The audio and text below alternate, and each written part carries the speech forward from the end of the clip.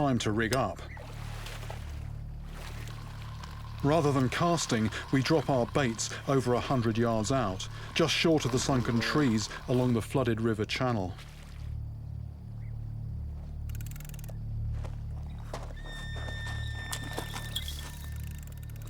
Take up the slack. Then, with the high-tech alarms set, I can enjoy the Spanish sun. And now we wait. This is not my preferred fishing technique. I like to feel the line, be in contact with the bait. But Wels are not delicate feeders.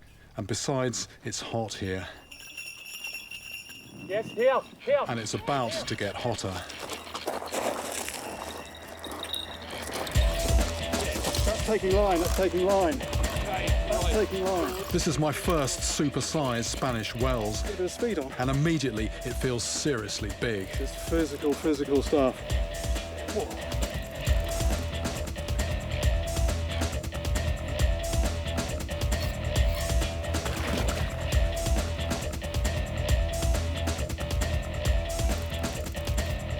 Serious burst from that fish when it first took. It's actually taking line when I struck. My forearm is almost cramping up. So good sign. We've got a fish and that is a big fish. If I can bring him back. Yeah. I'm moving over the other side. These Spanish Wels are hunting in broad daylight. They really are breaking their programming. And these fish even seem used to being handled. My first fish is 140 pounds and measures 6 foot 9 inches.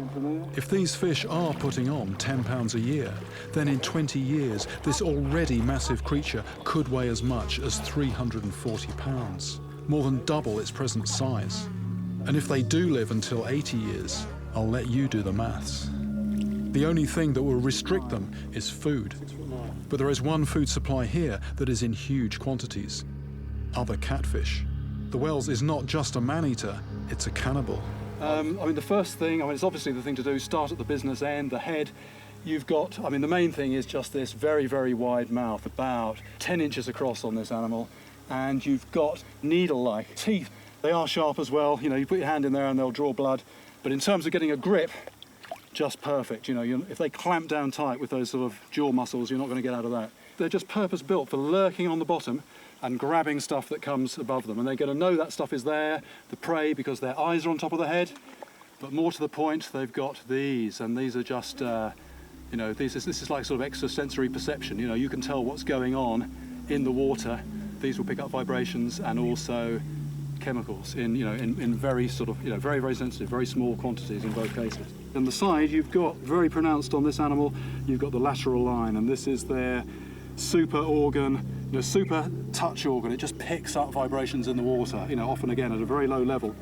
And also you can see here these sort of marks on the skin. Now I think these are probably wounds from another fish, possibly when this fish was spawning, and they got a little bit too rough and a little bit sort of over enthusiastic.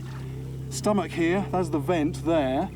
So actually if it swallows something, this fish could potentially swallow something that long. It goes to the back of the throat, which is here. It opens up this sort of sphincter muscle there, and it could swallow something about 2 foot long. That is just a mouth on the end of a solid, sinuous piece of muscle. Anyway, I can't hold him much longer.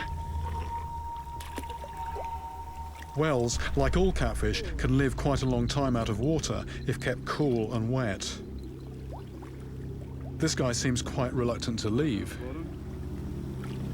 Should I leave him there or just walk him out? In a split second, the fish turns. I'm just quick enough to escape. That was the first catfish attack on a human on camera. I was just wondering, is he going to move? And he did sort of double round, and I have heard stories of them actually having a bite of somebody who's caught them, so I thought that's not going to happen to me. There's no mark there, but it has happened. Eels tend to be more active at night, relying on smell rather than sight to find food. I use a concoction of guts and offal to draw them in. Eels have a phenomenal ability to sense blood.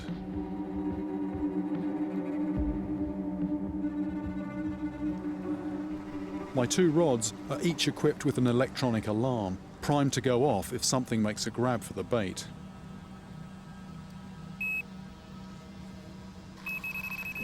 I don't have to wait long. If there's flesh on offer, it seems these animals are into it, like starved piranhas.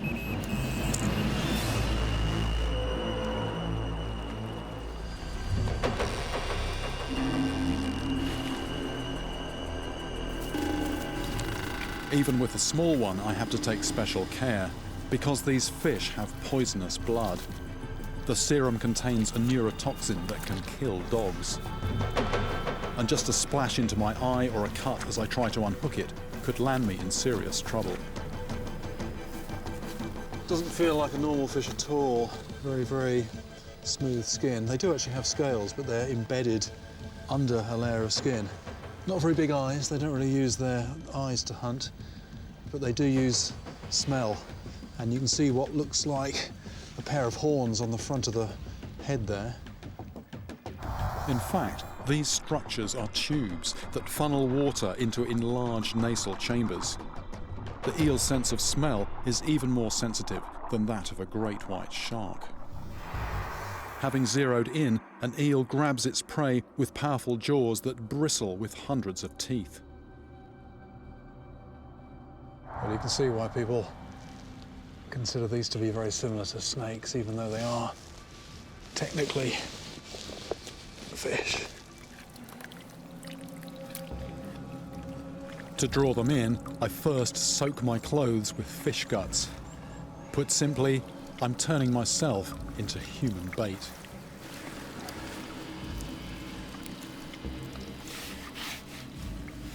I feel my heart starting to pound. I've done some crazy things in my time. Getting into a pool with piranhas, going into murky water after snakeheads, but this has to be one of the scariest things I've done. For protection, I'm wearing chainmail gloves and a thick wetsuit, and I'll be sticking close to the bank.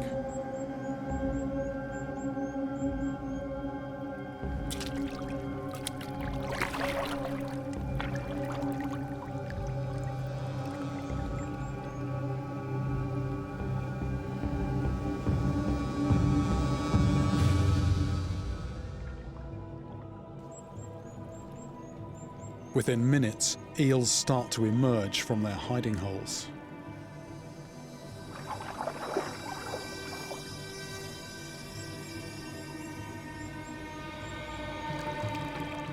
That is just so snake-like, coming out of the water with its mouth like that. I'm hoping they're going for my hands, but they seem to be interested in other parts of my clothing at the moment, which is a bit disconcerting. And even if I move my legs, I move my hands, it's not really sending them away at all. They're coming right in close. The thing about these fish, these are not fish that people feed, these are wild fish, so they are hungry. They're bumping my legs, they're tugging at my shirt, and they're coming in on my fingers as well. I'm actually wearing gloves, these are Kevlar gloves, and I wouldn't be too happy doing it without those. Ah! No, I do want to hold my ground. I mean, I've come this far. I don't want to get out too quickly. It's broad daylight, and from their point of view, I'm a big animal. But they're totally unfazed.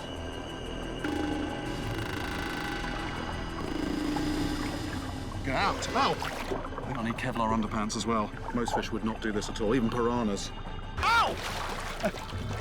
That was inside of the thigh, inside of the thigh.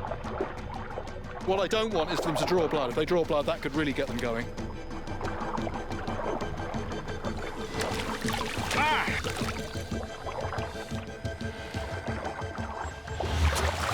Ah!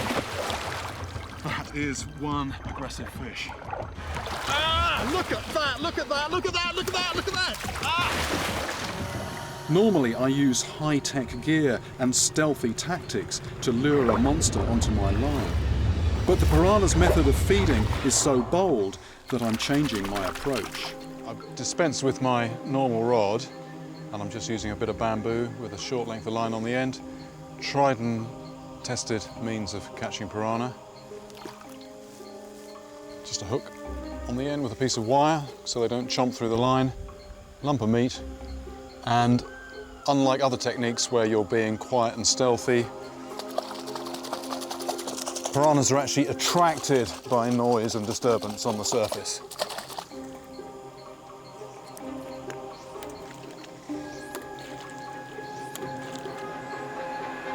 Oh, there we go. Red belly piranha. Everybody knows about sharks being bloodthirsty killers. Just wondering if piranhas have the same kind of sensitivity to blood. I've got a hook here. That's one way to find out. Sacrifice a bit of my own blood and take it from there.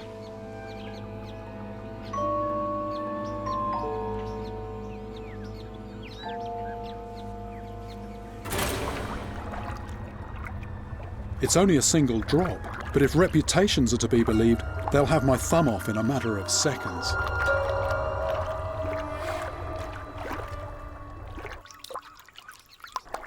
I don't know, I think that's possibly a bit inconclusive. They are moving around, but that could have just been the movement of my thumb. Maybe a little drop like that was a bit ambitious, and perhaps I need a slightly larger quantity.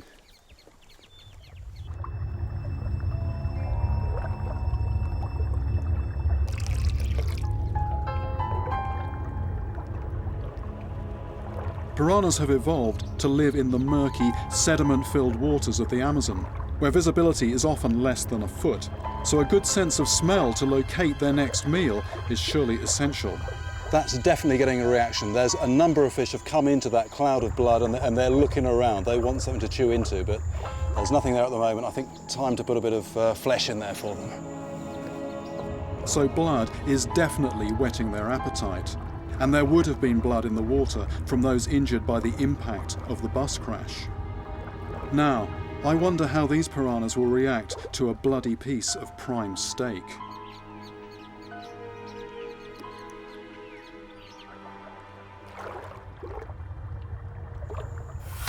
There we go, it's the first nibble, the first nibble, the first nibble. And there they are, they're all piling in. Once the first one started, there we go, they're all over it now.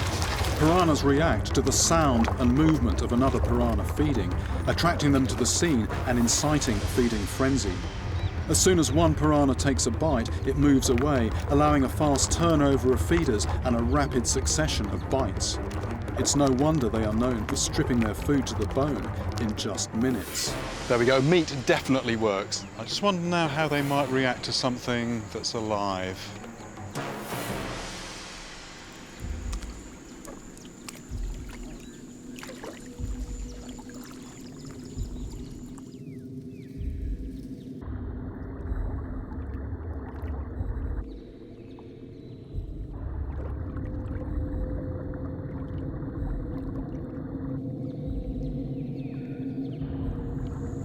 These piranhas were tearing into a piece of dead meat just a couple of minutes ago, but they're just not interested in me.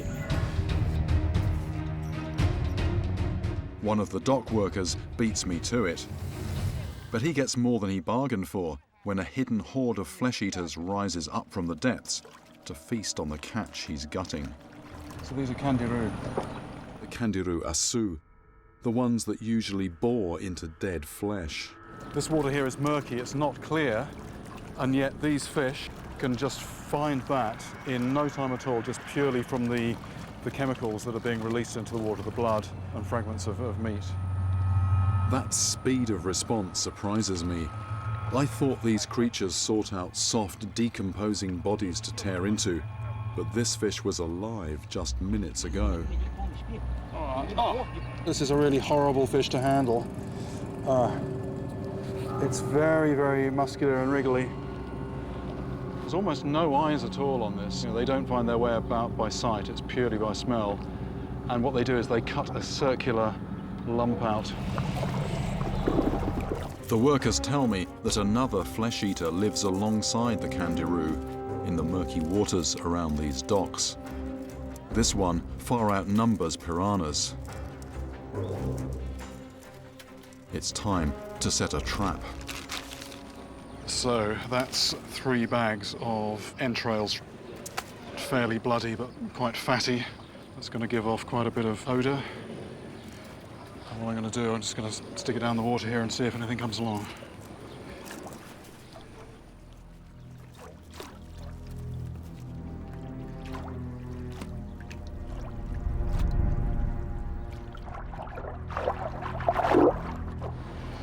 leave that there, see what happens. To make the most of my time, I'm also deploying rod and line to seek out more stealthy predators from the depths.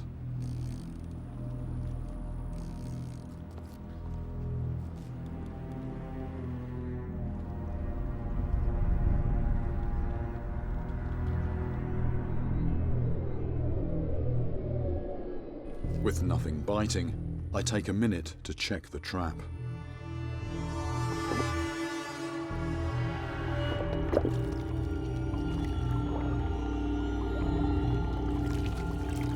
Well, there we go.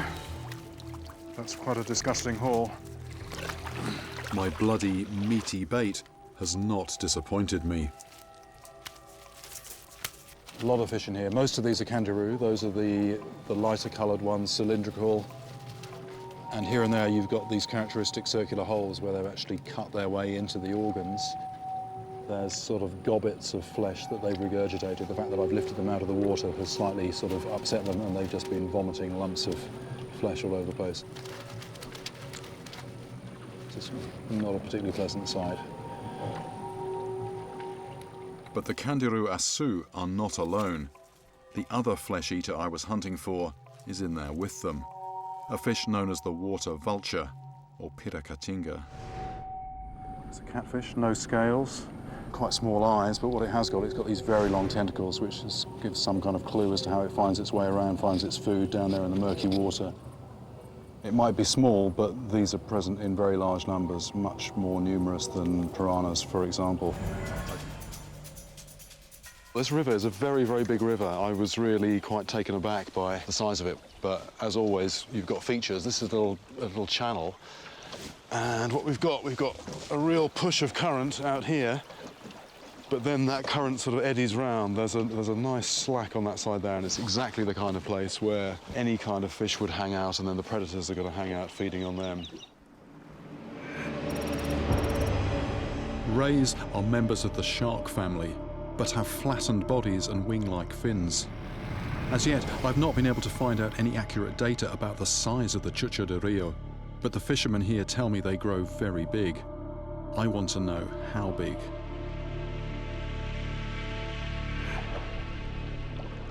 Stingrays patrol the river bottom, predating on small fish and invertebrates, which they locate using sensors that detect the prey's minute electrical field.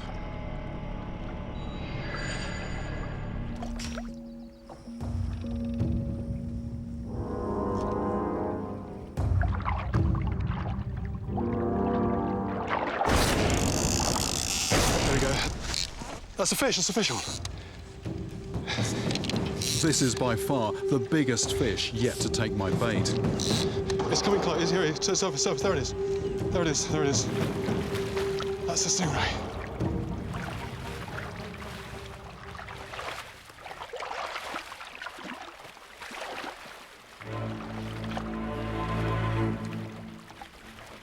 It's off the bottom, but there's trees down here.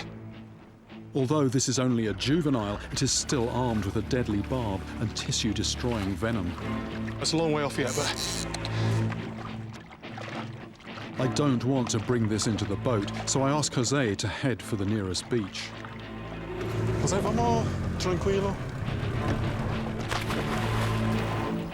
I put on knife-proof Kevlar gloves to protect me against the barb.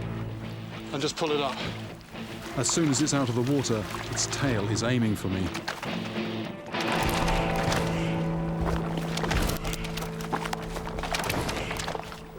I notice that this ray is a heavier build than other rays I've caught. And the tail much shorter, more like a dagger than a whip.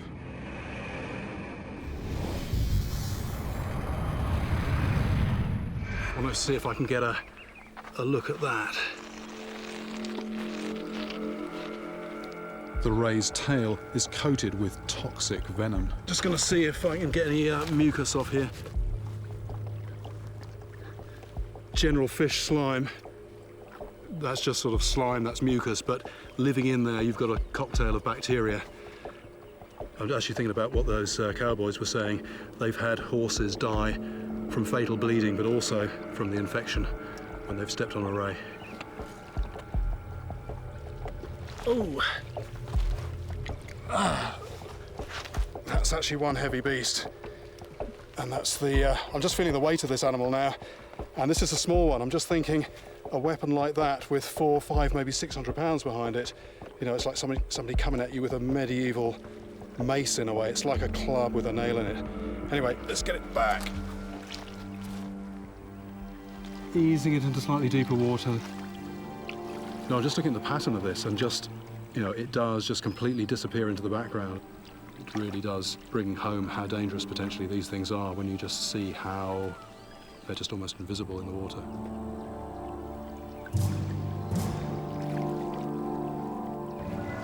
Ice fishing with hand lines hasn't changed much in hundreds of years, although hooks made from animal bone have been replaced by stainless steel. Slightly more serious hook, and then that's not ordinary line, that's cable, that's wire cable, so even the Greenland shark's really big sharp teeth shouldn't cut through that. We've got a big lump of rock on the end to make sure it keeps on the bottom, and then we've got strong chain. Simi unwraps his secret weapon, days-old seal meat. That is horrible. But to a Greenland shark, that smells like dinner. Get that on the hook. And then 3,000 feet of line, ready to drop into another world, where the water is pitch black and under intense pressure. Okay, go. So another one. Yeah, get a knife. So all the bait's in the water, and it's now pulling down fast. It's about the same distance to the bottom here as it is to the top of that mountain. Everything's very still up here on the surface, but there's a current, even with that rock and chain on. It's not going straight down, it's going slightly that way. The current will carry the smell out to sea, and if we're lucky, draw sharks onto the bait in pitch darkness, half a mile beneath us. Again. We have the bottom. That's just a terrifying depth, and that is just way deeper than anything I've ever fished before. Line, chain. Oh! Yes, yes, yes, yes, yes! Yes, there's a fish. We have a fish on. We just need to get the chain up. Oh, yes. This is a big one. How do we get it through the hole? The shark isn't fighting. It probably died on the line overnight. Oh, right. The hole isn't big enough for the shark, so just cutting more ice. 2, 3. It still feels like it's stuck. Looks like we're going to need a bigger hole. I never like to see a dead fish, but it's all part of survival here for the Inuit. This shark will feed Simi's dogs for weeks to come. This is a big head. How big's the rest of it? This could be the moment if the hole's big enough. Okay, ready? Need to... Yes, is that coming? Yes, it's starting to come. I think it's a good 10 foot or so. I think there's still more to come.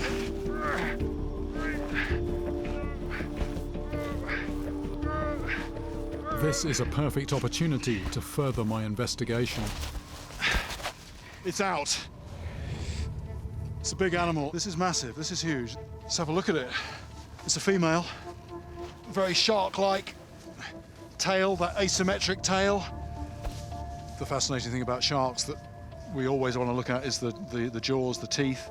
And the Greenland shark has these very pointy teeth on the upper jaw. That's for gripping. But then on the lower jaw, you've got these almost square-shaped teeth with almost like a chisel blade on the end.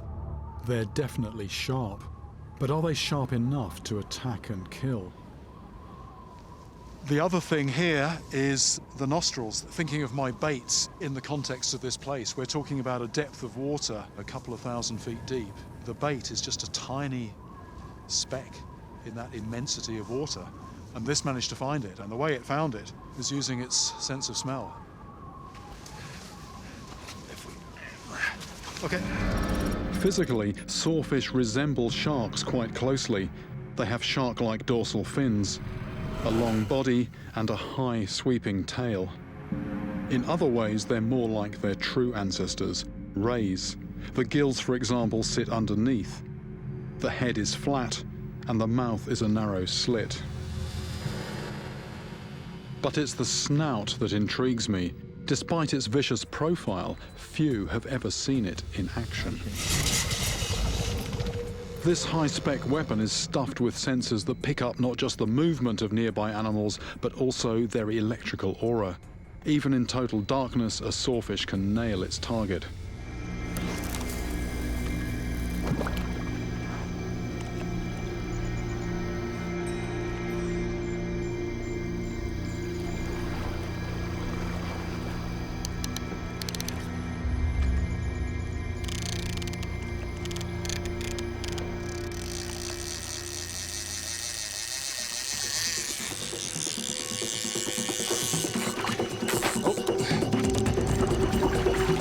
Fish on! Yeah. This is a beast that means business, and it doesn't feel like a shark. Good size, good size. It's coming in quite close. It's already quite... I'm trying to get on these rocks in here. I need someone to grab it. I think that's ready. It's ready, I think. It's a sawfish, it's a sawfish. At last, the animal that's been swimming around on my head for nearly 20 years.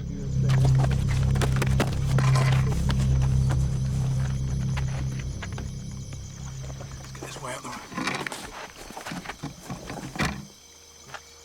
Here we go, my first sawfish.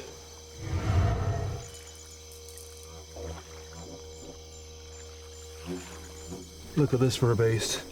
This thing nearly 7 foot long, it's bigger than I am. And that rostrum on there, that's 1.5 foot long. It's got 39 of those teeth, each one is about 1 inch long, wickedly sharp.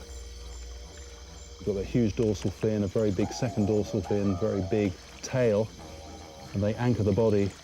And when the body flexes, it's this head and this rostrum that really scythe from side to side. It's about to tense. We're about to have a splash. Yeah, here we go. Yeah.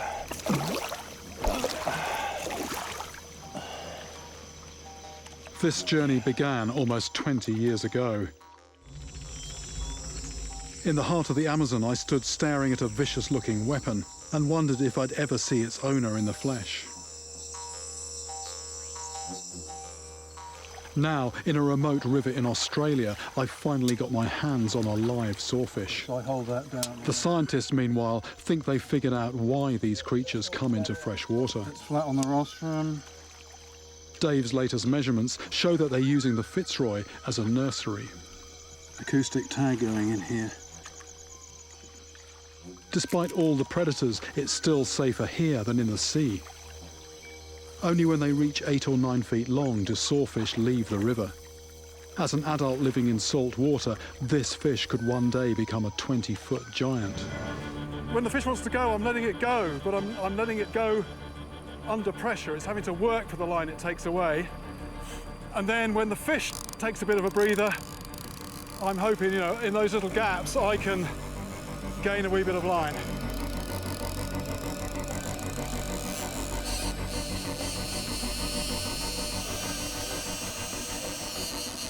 I think we might be an idea to cast off. Jack, I think it might help if we cast off. Are we going? Are we on our way? This is a long, long run. We're running out of line here. We're running out of line. We need to go quick. We're on the backing. We're on the backing. Wait a minute. Wait a minute.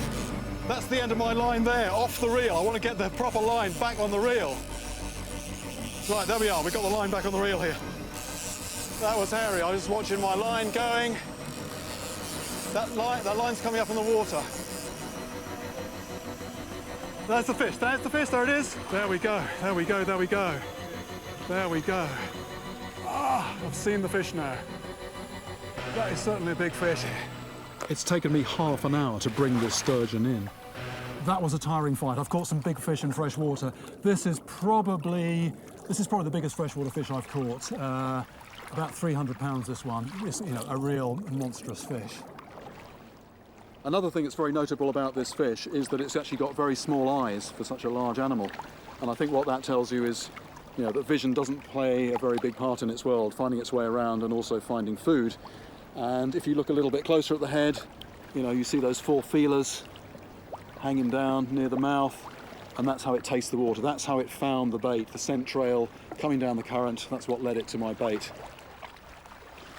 What's also interesting here, I mean, there's such amazing patterning all over the fish, but here on the snout you've got these vibration sensors, the kind of thing that most fish have down the lateral line to pick up any vibrations in the water, which, you know, could tell them where prey is. It's just like, you know, if you're a human being, it's just a sense that we're not used to, just feeling vibrations. But very, very apparent there that a fish like this lives in a totally different world, perceives its world in a totally different way down there in the dark water, 90 foot down. In terms of its difference from other fish and in terms of its size, I mean, this really is a remarkable creature.